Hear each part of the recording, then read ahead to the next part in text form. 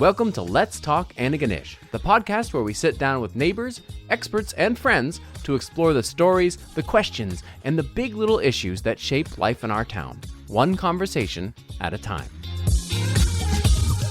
This week, we talk with the warden about town and county agreements and the new windmill project. Hello, everyone, and welcome to Let's Talk Antigonish. It's Justin. And this is Anuj, Your hosts, and we are here today with the warden. Again, Nicholas MacInnis, the warden for the municipality of the county of Antigonish, and also a counselor for District 6, is that right? District 6, St. Andrews. St. Andrews, so that's your full title. We've had you on the podcast before. Yes. welcome back. And Thank you for having me. And there's always something afoot at all times when it comes to county and town stuff. And so you are here again to talk about some interesting and exciting new developments. Yes. And we might discover something that we haven't heard yet. Yeah, but let's, as you say, we'll bridge it from our previous discussion. True. So we talked to you before about lots of things, and, Yep. and we talked about the term that Anuj doesn't like, the fringe.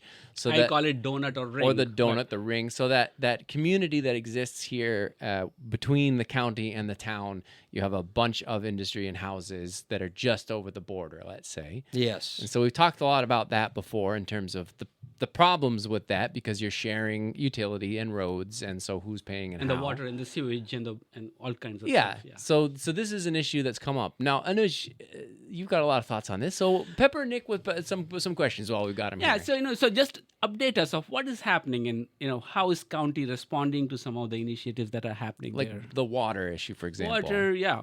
'Cause we've got- Housing, whatever. Yep. Yeah. So on the infrastructure front, two big challenges are water supply and sewer plant capacity, at least in the town. The county, I think I might have mentioned last time, we have several of our own sewer treatment facilities. Yeah. Yeah. Pompkin, Heatherton, Harborbushy, and Lower South River. But the area around the Fringe, as it's often been referred to, or the donut, as Anuj is trying to He's trying change to make it happen. nomenclature of it. It's not happening, but I appreciate the energy. It may gain some momentum, We'll Anuj. see. But for those areas, the Fringe, we do shared services with the town of Antigonish. So the water going to those customers, whether it's in Mount Cameron or Greenwald or Tamara Drive, all of that water is coming through the town of Antigonish water supply. It's taken from a reservoir in James River, fed into a water treatment facility in Briley Brook, pumped into town limits, and the county has agreements brokered, I guess you could say, with the Utility Review Board for What is known as UARB, right? UARB. Yeah. Yep. So we have a deal that's brokered by them. Water is highly regulated, so you can't make an enormous profit off of water. Essentially, the utility provider has to provide annual audited statements, and they determine a water rate, and it's essentially just above break even. Okay. And outside of the town limits, the water that reaches customers is conveyed through water lines that the county owns. So we put all of the infrastructure in, pipes, water valves, pumps to get up hills, hookups to the residents, and all those sorts of things. And is that being upgraded because of the new developments happening in the Fringe? Well, it's been expanded, Right. piece by piece over the last 20 years. 2 years ago, the county did a water line extension out to 337, so beyond Mount Cameron. Oh, that's right. All the fire hydrants up the road there. Yeah, I can't remember if it was 3 kilometers or whatever it Pretty was. far up there, yeah. Yeah, so they took it quite a ways up there. And so likewise, those areas in the Fringe, they're also feeding into the town sewer treatment facility. And we've had a long-standing agreement. I think the original one goes back to 92 or 96, a sewer agreement with the town, and it was updated once or twice since it began. The current agreement has expired, maybe 12 or 14 years ago. And so without a new agreement and a new sewer treatment study, the expired agreement prevails as the guiding document. And why has it expired? Well, there's a timeline on all of these things, right? Right. And so, say the contract was signed in 2002, just using a number as an example, they would have projected out from 2002 to 2016. This is the projected growth in county customers. Therefore, the percentage of sewer treatment plant capacity being used by the county is going to incrementally go up. So they had a schedule of fees essentially associated with the expected growth. And that agreement has expired, but it still holds as the guiding document and agreement.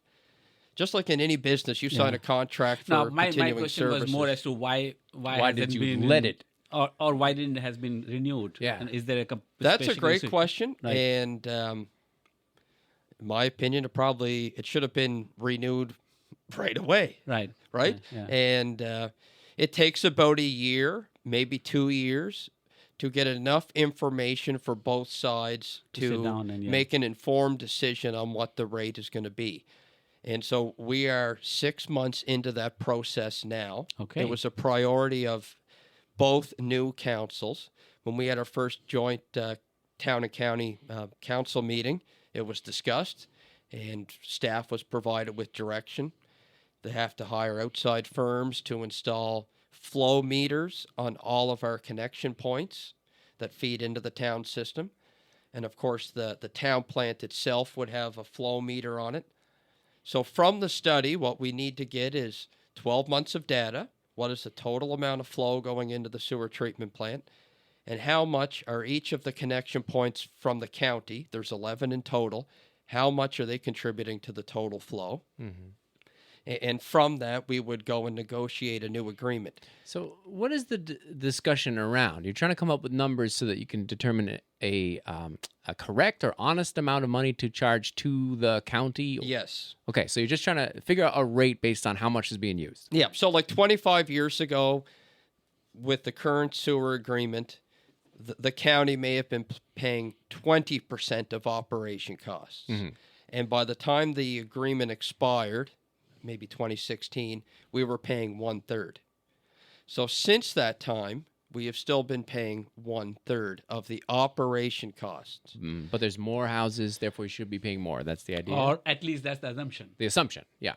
That's the assumption, and I think that would be fair for both sides. Right. I mean, what can be more fairer than paying 100, or not 100%, but the percentage you pay should be the percentage you use. Yeah. And that's to fight the problem of you're overloading the sewer treatment or the processing, right? And so you need to have enough money to pay for the extra waste and things. Yes, right? and upgrades. And so operations and capital expenses, Okay. upgrades are two separate items. Okay. Now, I think they were both in the sewer treatment or the sewer agreement, and we'd pay 1/3 of operation and 1/3 of Renewal. third of infrastructure upgrades. Now, without the agreement in place, the county has still agreed on several upgrade projects to pay 50% of the cost. Yep. So the town has the sunk cost of the facility for 50 years, and so we recognize that, and we came to the table and paid 50% of the upgrades. How much was that? Do you remember? Oh, it was in the millions. Okay. Yeah, it was substantial. It might have been 600,000 for us in one calendar year. Right. So they're putting in new improvements on the facility, such as aerators. The more oxygen in the water, the better job the lagoon will do at breaking down the sewer waste, aka less smell. Different types of processes at the front. Where is Also- that project? Sorry, I'm sorry to interrupt. Yeah, no So problem. where is that project now? Like, where do you know? I where- would say they're about 2/3 the way of implementing the planned and approved upgrades. And Maybe within even the a little budget? further. Is that? Is that within the budget now, or Yes. is it? Yeah. Okay, wow, Yeah. okay. And we were fortunate. Both municipal units were fortunate enough to receive funding through the federal government's Housing Accelerator Fund, and I think there was another federal program as well to upgrade the facility. So when I say we paid half and the town paid half, I think likely closer to reality is we each paid a quarter and the feds paid half. When you're looking at the future of the expansion Yep. of the Fringe, is Yep. that built into this new agreement that you're working on, knowing that, oh, we're going to have like 40% more houses, therefore our rate is going to have to keep up with that, or we're going to run into the same problem again? Well, the I'm issue glad that really... you're asking that as a county person. I thought I should ask that as a town person. Okay, fair but thank enough. you for this. Yeah, okay, yeah. It's a good point. The issue really is, what is the capacity of the current plant? We were told by the town engineer, open council meeting, joint council, 6 months ago, he provided us with the remaining capacity in the plant when you look at incorporating the planned upgrades, and he gave us a gallon amount. It might have been 150,000 gallons per day, which equates to, I think I'm wrong on that, but this number is accurate. The remaining capacity is the equivalent of adding on 330 new dwellings to the system. Okay. So There's the not, upper cap. Okay. that's the cap based on implementing the current planned additions. Now, there's options that we can look at to improve that facility. The town has explored, I don't know how in depth, putting a mechanical plant at the front or the back end, which will help break down the effluent even further before it goes into the lagoons. So the more you break it down, the more you treat it before the lagoons, your capacity goes up. So that would be one of the options for improving that. The county approved last August hiring CBCL, an engineering firm, to do a scoping document about the county building their own sewer treatment plant and taking a portion of our Fringe offline. At the time, the idea was maybe we would build a sewer treatment plant in the Mount Cameron area, or for those listening who live in the live in Mount Cameron, not necessarily in Mount Cameron, but servicing Understood. that neighborhood. That would get if you you will. onto another podcast for sure. Yeah, exactly. It's a lot easier to convey raw sewage or treated sewage than it is to, Gotcha. you can choose where you put it within some reason. Right. It doesn't have to be right on top of the development. But Right. so we had CBCL complete a study. They provided us with some really high-level overview. I think they said a plant to reach the capacity that we would like to see cost 10 to 12 million. What's the capacity you'd like to see? Well, we would ideally like to take somewhere between 10 and 25% of our inflow into the town system off the town system. Okay. Let me just zoom out a little and ask you this, Nick. Yes, water is an issue. Yes, sewage is an issue. But if you were to zoom out and say, what is happening in the Fringe, as you call it, or what I call donut or ring, Yep. as a whole, community spaces, housing, Yep. schooling, where the children are going. So it is not a this or that. It's the whole. Because that's where the urbanization is happening. Yep. Right. And so, what level of thinking, planning, joint work seems to be happening or not? From where I remember you saying this is an area that you would like to go see further last time. Yep. So, where are you on that?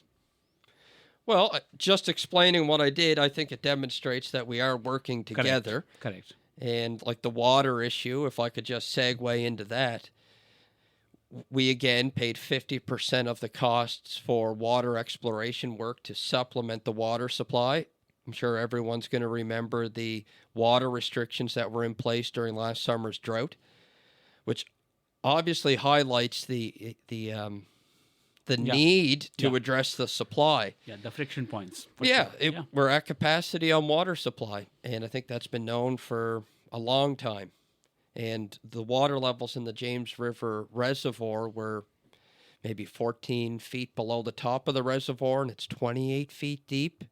I've seen it lower than that, personally. Going back to like 2001, it was lower than that. So it's been an issue for a long time.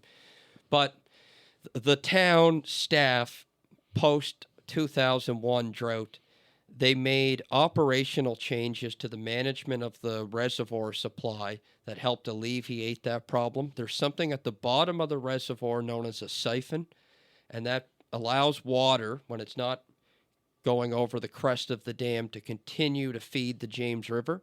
So the town, as the utility owner, is regulated by the Federal Department of Fisheries to maintain base flow into the James River to support fish and fish habitat. That's a federal law. So that's why they had the siphon on the bottom, which was draining water out of the reservoir. What they ended up doing post-2001 was putting a valve on it so they could turn down the amount of water leaving the reservoir. Things get dry, the amount of cubic feet per second of water can get cranked back, and your water supply isn't drained as rapidly. So that was what they did in 2001 to address the water supply issue, and it's worked well. Perhaps some detriment to the river And the fish. and the fish, But within federal limits. exactly with federal approval. And I will say, just putting on my volunteer hat from a previous life as president of the Antigonish River Association, the town, recognizing that impact, has made substantial contributions to the Antigonish River Association to remediate the habitat Amazing. in James Wow. River. And that's an ongoing thing that Conversation. continues today. There's an agreement that's built into the water study.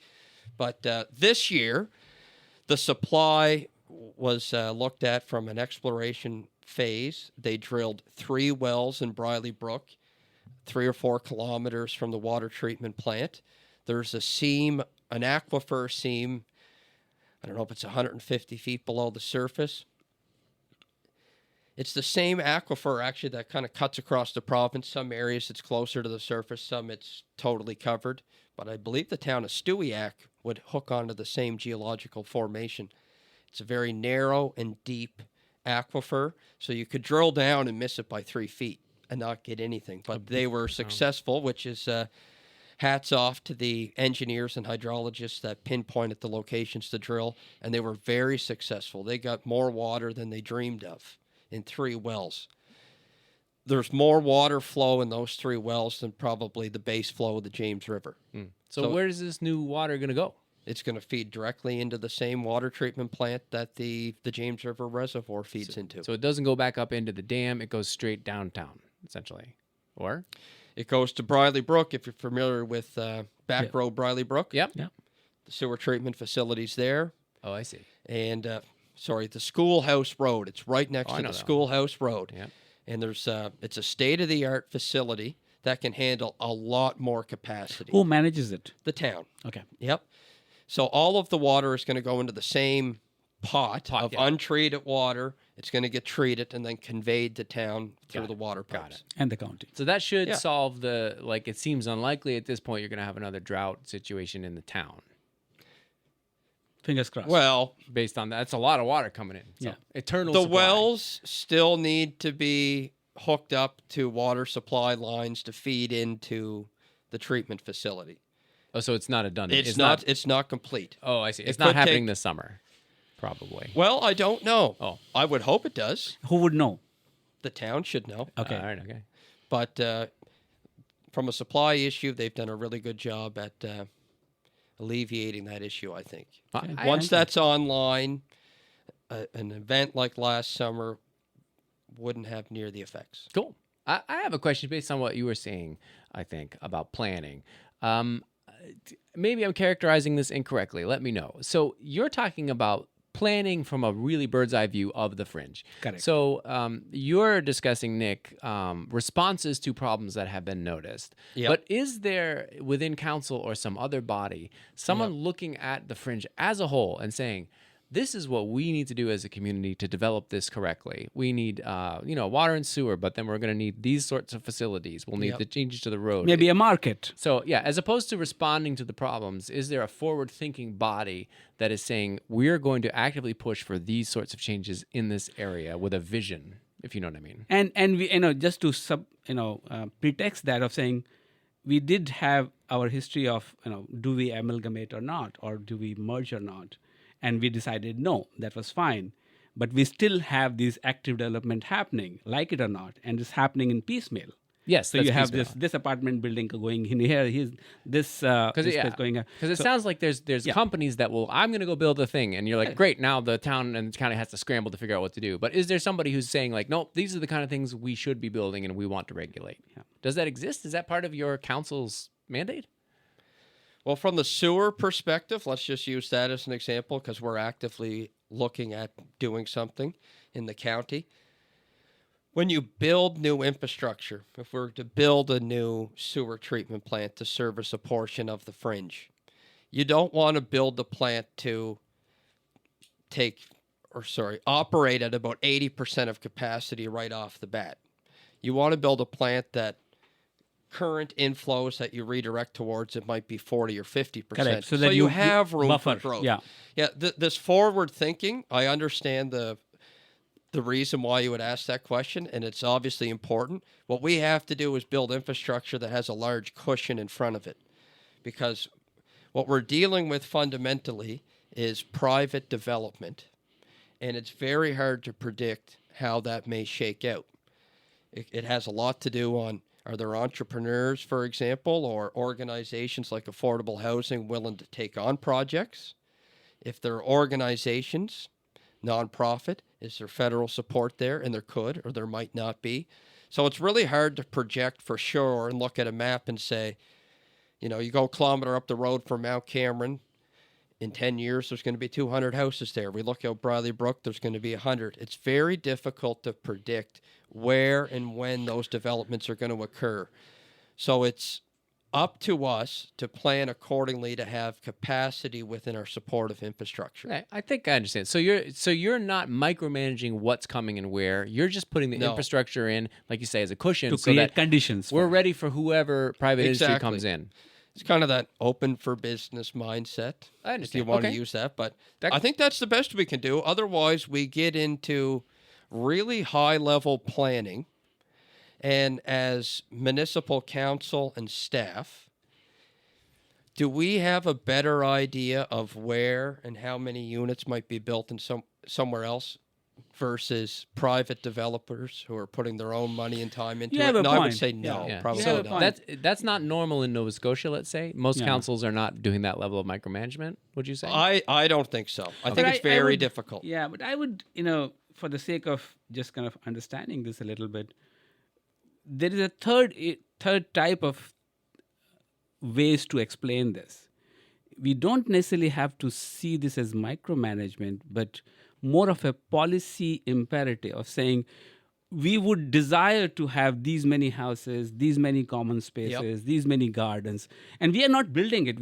We just allow people to visualize that and then build it around. So it's more of a mandating visualization as opposed to doing.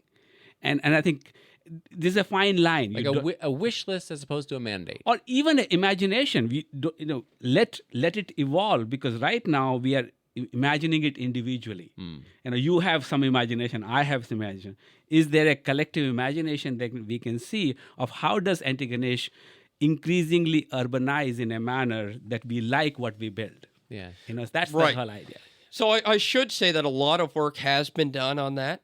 I mentioned the work done to the sewer treatment facility, supported through federal funding through the Housing Accelerator Program. Correct. At the front end of the Housing Accelerator Program, both municipalities went through this housing needs assessment. And from that, there was projections made on various population growth scenarios. So if you go back 3 years ago when the population in Nova Scotia was growing at 5.5%, it was projected that by 2027, there would be a need of about 1,000 homes in the Antigonish community as a whole. And you can kind of infer from that a certain percentage, likely the majority, is going to be near town in subdivisions where it's cost effective. Also age-friendly, also new Age-friendly, yep, rental-friendly, convenient, new people with no cars-friendly, that kind of all. So we kinds do of- have this yeah. big picture idea based Right. on certain population growth scenarios, what the need is, and usually supply and the need, they're not always aligned, but they do kind of keep up with each other fairly well. things have changed a little bit since that study. I saw multiple reports now, month-over-month reports, and our population is growing at 0.5%. Wait, is that less or more? I forgot what. Less. 5.5% was what we were growing at. Oh, and is it 0.5? 0.5. Yeah. That's the current growth rate. Yes. Interesting. And that becomes problematic in itself, right? Because... if you build the infrastructure and it's not getting used, and so the Well, you have yeah, high cost that's and a big and, part of it. Yeah, and Overspending. operation Another costs. big part of it is that new people coming in aren't replacing new people who are, or old people that are moving on, if we can put it that way. So population loss, you're saying? We're bordering in Nova Scotia right now based on current population levels of going in reverse. Oh, yeah. We were 3 or 4 years ago. There was a lot of talk coming from the But is it premier good or about is it hitting bad? 2 million. Yeah. Is there a problem or is it a solution? Or is it neutral? Or neutral. You're just planning for people you don't Yeah. care about population, or is there an interest in Well, increasing? no, we need to grow the population. You need it. Okay. Yeah. Why? Why? Well, Yeah. if you're not growing the population, now I'm not saying that 5.5% is bad or good. I'm just saying there needs to be a level of growth in the population. Correct. Because newcomers are typically under 40 or under 45. They're people that are having families. And if your population growth rate really drops, the average age of your population begins to get older and older.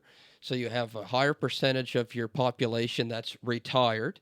They're moving into the phase of life as they get into their 70s, 80s, and beyond, where they're going to be using more healthcare needs, long-term seniors and long-term care facilities, and all those sorts of things, which is nice services to have and essential. But you also need the workforce to create the tax revenue to support them. So it's a delicate balance. That's clear. Rural Japan has this exact problem. Well, I was thinking of Japan when I was Yeah. thinking about this. An aging population is, it can be very hard on a It's society. a double-edged sword, isn't it? Because Oh, it is. when we talk about, when we had episode with small businesses with Paul Curry, or we had with immigration, Yep. we realized, how delicate this subject is. How do you, bring new people, and they may not be coming from outside Canada. They might be coming from Ontario or Quebec or wherever. Well, that was a big part of it during Right. COVID. There was a 1/3 of lot them, of yeah. intra-Canadian Yeah. migration to Nova Scotia, a lot Right. from Ontario. Right. And, part of that was the housing markets in Ontario were crazy. Yeah. And so people couldn't afford to live there. They wanted a different pace of life, and they were moving to Nova Scotia. Yeah. Things have changed a little bit in the Ontario real estate market, particularly in the condos. Yeah. I heard someone, they just moved back here. 3 years ago, they were offered, let's just round numbers, $700,000 for their condo. They weren't ready to retire. They sold their condo 4 months ago for $480,000. There's a CBC report just on this exact Right. issue. So, yeah, there's a lot that goes into it, and Understood. it the ties into market that. plays a critical role in how people move. And it ties a little bit into our discussions on immigration, because international immigration has slowed because of legislation, Yep. as we've been talking about. And that probably is responsible for that cut, I would imagine. Without question. As well, not responsible, but contributing too. Major contributor, yeah. Yeah. So I think we should, because we've been talking a good half an hour Yeah, on this, I think right. we should pivot to this next exciting new development. What is which- that? The Wind Energy Project in Antigonish County. So up in Eigg Mountain, Egg Mountain, there's Egg Egg Mountain with here? an I. EIGG, named after the island in Scotland, where there's a little village up there of Gaelic speakers that lived there for quite a while before moving. How into little town. I know. Gosh. Yeah. But now it's there's nobody lives up there anymore. But it is a habitat for moose. Nick, you're gonna get all into this, but essentially what has happened is the approval just came in from the provincial government to say that this project can. What is this project, move though? forward? So Nick, now is an important time to talk about it, because Yep. now the county has to make a decision. So Nick, what is going on? I'll give you the high-level overview of the project and the process that happened. Eigg Mountain Wind Project. The developer is called Renewable Energy Systems. It's an international corporation with some headquarters in Montreal. They're focused on renewable energy development. They have a community liaison officer, I think would be his title, Michael Murphy. He's an Antigonish native and lives here. And they're proposing a 22 wind turbine energy project in the Eigg Mountain, Connors Mountain, Browns Mountain area. It's got a lot of different names, but collectively Eigg Mountain. 22 wind turbines. The expectations of the project is to produce enough energy to power 55,000 homes a year. So it's creating a lot of electricity. The site was selected as one of 4 green choice sites by the province. Can I repeat? 55,000 homes? 55,000 So we'll be homes. net energy plus if that happens as a region. As a county, yeah. Okay. And Sorry, go ahead. Yeah. It also reduces our gas emissions by 271,000 tons, according to this report I'm looking at right now. Right. So it's a good green project in that sense. Yeah, and so there were 4 areas in the province selected under this Green Choice program Okay. by the province. Green Choice Project by federal government. Provincial. Provincial government. Provincial. Okay. And so they had weather stations set up mostly, I would say, in high altitude areas. Egg Mountain being one of them, and that gives potential developers some insight into what the 12-month cycle of wind on that site would be, and from that they can infer how much electricity they can produce. And so the province had bids open, or they were open to bids. Res, the developer, won the bid on this particular project. And so they've spent the last 18 months or so, maybe a little longer, working in the area. One of the conditions of the Green Choice program is all of the wind turbines have to be located on private land. So there is a lot of crown land up there, but this project has to take place on private land. Why? And do you know why that condition was? I'm not sure why that is. Who knows? It's likely has something to do with crown land management policy, or a lot of that stuff is tied up into forestry production. And also, so if I may interrupt, this is a privately developed, energy production. Yeah. How does it connect with the Nova Scotia Power as a provider? So that's the second portion of the project. They got the turbine build, and then they have to build a transmission line to connect to the grid. Okay. And so that's another stage. And of so the project. Nova Scotia Power is on board with this Nova idea. Scotia Power will be the customer once it hits their transmission line, but it's up to the developer to get the power to their existing lines. Right. So I know they've spent a lot of time meeting with landowners. It's one thing to get permission to put a turbine on their property, but it's another to have all of those kind of line up in an organized fashion that'll feed into an approved transmission route. And I think the transmission route has been a little more difficult to get landowners on board. I understand if you have a transmission line going through your property, it's a lump sum payment. And if you have a wind turbine on your property, it's an annual payment. Okay. So a landowner says, yep, you can build some lines. They get a big whack of cash. That's essentially it. You get $100,000. You can it's put not that much. Oh, okay. You get $10. Somewhere in between there, and then it could be $30,000 to $50,000 for a transmission line lump sum. And if you got a turbine on there, they're renting essentially. Exactly. They're paying an annual royalty. And so they have agreement with all the landowners who might. Yes, they do. Oh, lovely. But it's not just the landowners getting the income, because the county receives revenue. How does that work? Well, part of our wind energy policy, and this is now uniform across the province, there's a stipulation there. It has a dollar amount. I may get this wrong, but I'll get the totals right. I think it's like $7,000 per year per kilowatt hour produced. Okay. I could get fact checked on that, but what it amounts to is the 22 wind turbines that are proposed on the project will generate an annual revenue to the county of $1.4 million.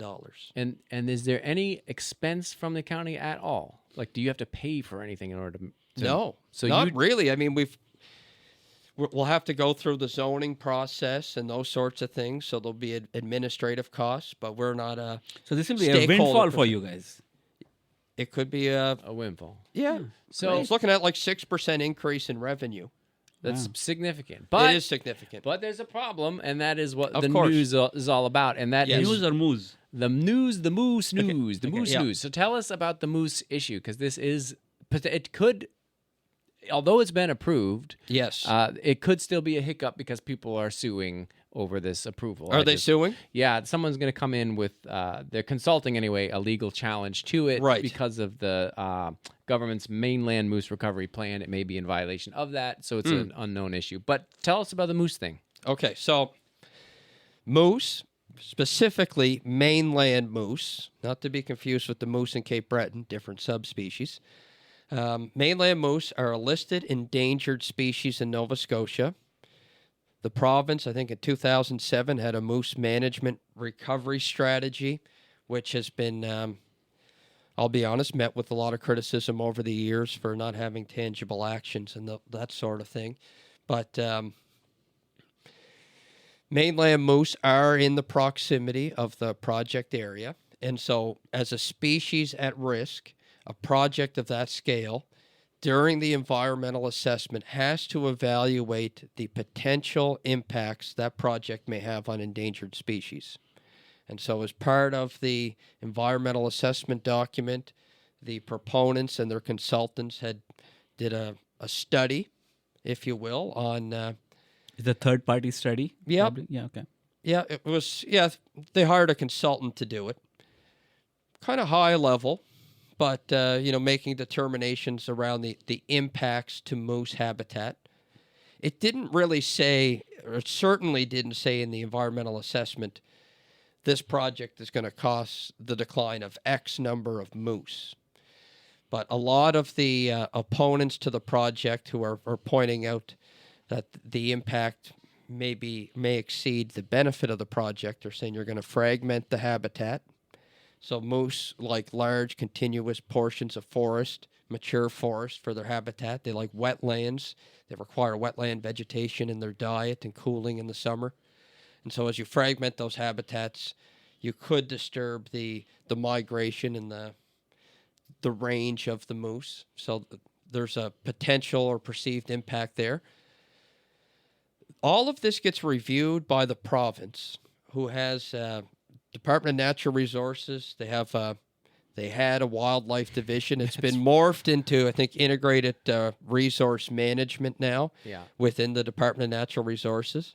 And they're the ones that have all of the data on where the moose exist. So estimates this on how protesting many. group, would they have trust in the provincial department who is doing No, this? they are not trusting in that review. So It doesn't sound like it. No, they've essentially got their own data, and they're saying the group that I read online anyway. Their main argument is like This is the mainland or the Moose Conservation Association. That's the one. MCANS. Yeah, and they're saying like, nope, this is absolutely going to kill any moose that are up there. Have you seen moose there? I have friends who have seen moose up in there. Yeah, Wow. for sure, and up in Egg Mountain. Have you, Nick? I haven't seen a. Like it's news to me. Yeah. Okay. No, they're there. Yeah. It's always they're hard. They're elusive. There's not many of them. No, they're up there. Yeah. I found a bull moose skull with the antlers attached to Wow. it. Cool. 6-7 years ago at the top of Briley Brook, which is in that area. Yeah. But so the tension is this environmental group, the Moose Group, is saying it is going to cause a huge impact. Yes. The study that's been done from the government says it's probably going to be okay. Yes. It was approved by the government, and so Yeah. now the Moose people are trying to fight that approval. But Yes. but where does because you guys, the Antigonish Well, County, we're getting a lot of responses related to this, and I Yeah. can appreciate the concern. But I will clarify the role of municipalities in wind energy projects. And it's not that complicated, and it's fairly restrictive. okay. Our role is to ensure that the locations of the turbines abide by legislated setbacks from roads, property lines, and dwellings. So you have nothing to do And with the that's environment. it. We have nothing to do with the environment. So if you make a call as to whether or not you approve or And not, that's it's the based crux of it. not on the environment, just is it far enough away from a road? Is it far enough away from a road, property line, or dwelling? So that's the only thing you can do. Yeah, and now, 18 months ago, every municipal unit in the province had their own wind energy bylaws. And the government, as they're pursuing this major push for renewable energy, 80% renewable by 2030. Which we all want. Yeah, they put a blanket wind energy legislation across all municipalities. Okay. And I know Inverness went through something in the fall where the setbacks from roads or whatever it was, it met the province's new criteria, but it didn't meet their old criteria, residents were up in arms. The council rejected the proposal, and it was successfully appealed by the proponent. So, yeah, because they no longer had Yes. any legal reason. So I do sympathize and understand the concerns of people that are not happy with the decision of the environmental assessment process, but it is not our role as a municipality to make determinations on a project surrounding the environment. So, you know, which you are- sounds yeah. harsh, but that's the reality. Seems like, you know, there is a Nick who is a warden and there's a Nick who is a citizen here. Well, And- because you've worked in yeah. environmental Yep. stuff, Yeah, so so- part of you Not must to put you on spot, but No. there is a difficult one, be right? conflicted, I imagine. Yeah. It is. I mean, at the outset of the project, I assumed that this would be one of the moose issue would be something that they would have to look closely at. Right. And Yeah. you either have to put trust in the Department of Environment and Natural Resources for making the correct decision, or you can dispute it, which some people are, and that's certainly their right. But as a municipal unit, You have limited. it's not our role to agree or disagree with those determinations. So we don't have wildlife biologists on staff. So it's just I a gut certainly- feeling. If you were to say, because do you have a vote, some kind of vote, or how does this work in terms of council? Yes, we do. We have a rezoning. There's going to be a rezoning process go through because even if a project meets all the municipal standards, that property still needs to be rezoned for wind energy. And so it's going to have to come to council. It'll first go to our planning advisory committee, which has members of council, staff, and Eastern District Planning Commission on it. They go through the project. Right. They're the ones that are going to highlight any red flags. Understood. And then they make a recommendation to council whether to proceed with the first reading of the proposal. Right. We do the first reading. Then we announce a public hearing known as the second reading. We have to give, I think, 2 weeks notice for it. That goes out to the public. And then we have, sometimes they're meshed into a council meeting. And something with a lot of attention like this, we'll probably have a special council meeting for it, so we can set aside the 2-3 hours for it. And at the beginning of the meeting, we read the proposal, and then we ask for anyone in the gallery that would like to address council in opposition of the rezoning application, anyone in favor, and then so people from both sides will have a chance to address council. So it could be the case that you listen to all that, and then the council decides, because of the moose issue, Yes. we're going to vote it down. But technically, they've checked every box. They've From done everything yeah, correctly. from the municipality rules point of Rules point of view, and yet the council decides because of the moose thing, they turn it down. It sounds like you would be sued by the company Yep. for Well, not sued, but the company most likely would issue an appeal to the Appeal, yeah, Utility that's what I'm Review saying, yeah. Board, I think it would go right. to. Yeah. And then it would go to a panel, and they would make a determination. and they would be determining not about the moose thing, but whether or not you followed your own laws. Exactly. And so it sounds almost futile to even try and vote it down, and assuming all It'll of the just delay policy the would- thing and then put the can, Yeah. on the. So maybe I'm Yep. characterizing that wrong, or is there a chance that you just stick to your guns? Like, let's say everybody on there was like moose crazy, and we Yep. definitely are going to Right. we're going to vote it Yep. down. Yeah. You'd be in a fight with legal battle, I imagine, with a lot of with their people. own rules, probably. Is Or that- you have to change your own policies. Is probably. that what might happen? Anyway, this is a This is hypothetical. yeah. Our role is to evaluate whether it meets municipal criteria. Correct. Right.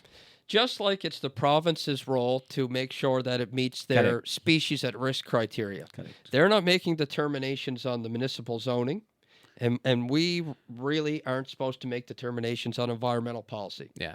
And it just so happens that as counselors at the bottom rung of government, we are the most available to our constituents. So we hear it all. We're approachable. Not to say that members of the legislature aren't approachable, but there's certainly easier access to us. Correct. So we get a lot of this. But at the end of the day, we have to, in my opinion, stick to our lane. Right. So And I know it's going to be upsetting to people, Yeah. but I'm just going to tell you the truth. This is useful information, even as a resident of Antigonish for myself. just to know what Yeah, the problem and is and who we should be talking to. Yeah, because So it sounds there's- the province has spoken. The environmental assessment is and there. I just want to add to that, Justin, that it wasn't a rubber stamp approval by the province. There was 58 conditions laid out in the approval that they have to abide by. I haven't scanned the thing in entirety or memorized it, but one of them is the company's going to have to do a 2-year study on the moose population in the area. That's just one example. Yeah. So, They did their due diligence. I guess then it just becomes down to it's a social political conversation because people are going these to are say difficult situations. Yeah. On one hand, we want green energy. On the other hand, we face with. Well, this that's the thing. Yeah, so it's You a tough one. Professor of mine told me, professor of biology at St. FX, he said, there's no such thing as a free lunch. You have to give some. There's going to be give and take and compromise to everything. So we're going to shut down our coal-fired plants to reduce greenhouse gases. So there's a gain there. But the downside is more land is going to be set aside for renewable energy projects. There's no getting away from trade-offs. Yeah. Here is, just for those, and I learned this firsthand, actually town owns a wind farm along with 2 other towns. Yes. Eller's House. And they went I've been through, there. right? It's an amazing project. And town gets revenue out of that every year that feeds into our community funds. And this was the same process they went through. And town co-owns that land, that project. Yep. And they negotiated with the local community and created a revenue stream for the community, which was not doing that well economically. And this generated a lot of revenue for them. It's a fascinating case study. So we are not the first one in some ways. What is interesting here is the private ownership of the energy production. Yep. And what other thing that is, often you will have to get into the pricing agreement between the private sector producer and Nova Scotia Power, Yep. and how that feeds into public good as opposed to profit making and all that stuff, right? Yeah. So those are the kind of macro issues. But I think what is interesting in this is that it's purely feeding into provinces' promise and aspiration to create green energy and feeding into Nova Scotia grid, as opposed to directly feeding into making Antigonish more green per se directly. it's a provincial greenness as opposed to Antigonish grid. because you can't guarantee which 55,000 homes, because that's not how the grid works. You just Right. there's energy in, I energy understand. out. Yeah. But there is you're generally you're going to hit those targets. There's an argument to be made that, for example, a particular region is, say, growing grains or wheat, and they're exporting to X country and making money. But if it is degrading your local land, you have to justify why you are, impending on your environment for export, for example. It's not helping you. So that is the current discussion. Like, Yeah. is it worth the sacrifice or the potential Yeah. sacrifice of the moose to put this there? That's the nature of this Right. discussion. It's That's very what Nick's going to have to fascinating. hear. Yeah. Sorry, Nick. We Yeah. put you on the spot. Yeah. Sorry. I think you've summed it up perfectly. Yeah. There's always trade-offs, and you make one decision and it's going to have multiple Implications. Like, just to talk about the energy issue, we're going to shut down our coal-fired plants in the province, which I think a lot of folks would say is the dirtiest form of electricity, dirtiest in form of the amount of CO2 produced per kilowatt hour. It's also the cheapest, right? So 40% of your electricity is derived from the cheapest source available. Now, the problem with, this is no secret, in the renewable energy, solar panels and wind turbines, they work great when the sun's shining and the wind's blowing. You need some sort of backup, reliable source. And so what you see in neighboring Pictou County now is the Independent Energy Systems Operator, which is a new provincial entity created between the province and Nova Scotia Power. They have proposals to take what are known as fast-acting natural gas plants. They want to build 2 in Pictou County, because as we get more reliance on renewable energy, we need to have more reliable, fast-acting, and responsive energy systems to supplement the grid when the renewable systems aren't keeping up with demand. So natural gas is perhaps the quickest form of facility you can get to go from producing online. nothing. Yeah. It can happen in a matter of minutes or hours. You can't just leave your coal-fired plants on a cold idle. Yeah. It can take a week once those Refire. plants are shut down to get them up. So There's challenges with it, and it's not We going to got be into a easy. very deep end, Justin. What happened? It's supposed to be a fun conversation. This is. I like all these I details, know. and Nick likes these details, Yeah. and so do you. So we got stuck in it Well, now. energy is a big thing, Yeah, and especially the price of energy. for sure. In my opinion, It hits, there is nothing that affects more people more significantly than the price of energy. Yeah, and It's across the board, and it affects we the won't poorest. won't go into Hormuz right now. What do you? What's that? The Hormuz. It's impossible and short-sighted to have this discussion and not talk about the oil Not crisis. now, though. No, but it is. Well, that's part of another it. thing. Even at the county level, you have to be concerned with geopolitical things that make. I know. Yeah, I right. know. Like Yep. you can't ignore it. That's Yeah. part of the problem. We will lose our audience, Justin. if we start talking geopolitics. Yeah, we are hyper local. I know that's the literal Yeah. opposite of what we're supposed to Yeah, be talking exactly. about. But it does. Everything's connected when it comes to economies. Yeah, does that. These international movements at the price of oil, is that something you talk about at a council when you're talking about what is our future of renewable energy versus these coal-fired? Like, does that, at an Antigonish level, are you talking Not about it? in that particular way, but I'll just give an example. If council's looking at their budget and there's all sorts of asks for good causes, there's no shortage of good causes, and we could spend more money and we could increase taxes to satisfy every request. But council will often say, people are struggling right now. The cost to get to and from work is going up with the fuel prices. Fuel prices are going to directly impact, did I say fuel? Fuel prices will directly impact food prices. And we've already been seeing the last several months pre-Iranian conflict, 4 to 5% food inflation. And the doubling of the price of diesel has yet to been factored into the food supply for the growing, the transportation. We are all feeling it every So day. everyone's feeling it, and we Yeah. have to be aware of it in council that we really need to be financially prudent with our decision making. So and you mentioned budget, and just borrowing the phraseology that our new prime minister has introduced. The budget of capital versus revenue expenses. And the idea is that you allocate certain part of your budget to invest so that you can generate more revenue versus just the spend budget. Yep. Do you think that way as well when you look at that, or is that just a Oh, yeah. Well, yeah? investing in critical infrastructure. Right. Back to the That's- circle. Yeah. Yeah, that's what feeds our long-term revenue model of property taxes. The more homes that can be built, Right. the more revenue we can generate. And what do those homes need? They need water and sewer. Right. It's, it doesn't have to No get more brainer. complicated than that. Right. But we also need to build more spaces and facilities in the library. We need to have more parks. It's not just the property. That's the part that gets me, of how do we wrap around community infrastructure that goes beyond those properties that they pay taxes. And I'm not sure whether we have talked about that aspect enough, or I understand that enough, how Right. that functions. Yeah. Yeah. It's a fascinating, because we have interviewed our library, and they're just stretched thin. They are. And so if we forget that side of the budget, then we have problems. How do you balance these, right? So Yeah. yeah. Sorry, I'm No I'm problem. I mean, yeah, yeah. those are the questions that we have to grapple with. What is your annual budget now? Approximately 20 million. Okay. All right. So yeah, 1.3 million coming from this wind farm Possibly. is possibly it's Possibly. big dent. And how much of that is going into infrastructure, and how much is the revenue expense? Would you know broadly? In terms of the new money?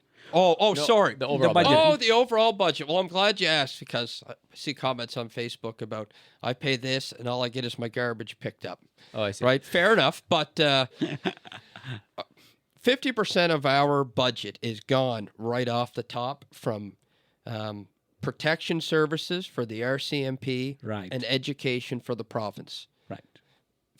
Basically, 50% is predetermined Education and police. Okay. and police gone. And then, there's a few other things, but it's about 50% of our budget is just gone to those two functions. And so, if you pay $2,000 a year in property tax on your home, 1,000 gone. $1,000 is going to those two entities. So, and then fire services as well. So, So how much is left really for you to then allocate on, so roughly 10 million. 10 million. And out of that, you And then you go allocate into some, all the services that we offer, and it's you're getting down into the 4 to 5 million a year that we kind of have to make investments with. Investments in capital investments? Could be, well, sidewalks, roads, water lines, those sorts of things, capital investments. And I hate supporting other organizations in the community. We spend just shy of $500,000 a year through our community partnerships grant. It's 3.5% of our annual revenue is earmarked every year to community partnership grants. And this is a bigger subject, and maybe we'll tackle it next time. Often, municipalities also look at borrowing money if they see future economic return, because they realize that they simply don't have the money. So some of it's coming from federal or provincial, but that becomes your way to grow. Yep. Do you do that? Does the county borrow money like the provincial government? We owe $5 million on the Harvard Bushy sewer treatment plant. Oh my gosh! Okay, and that money's borrowed through debentures, bonds, through a municipal fund, and I think the total cost of the project was $12 million.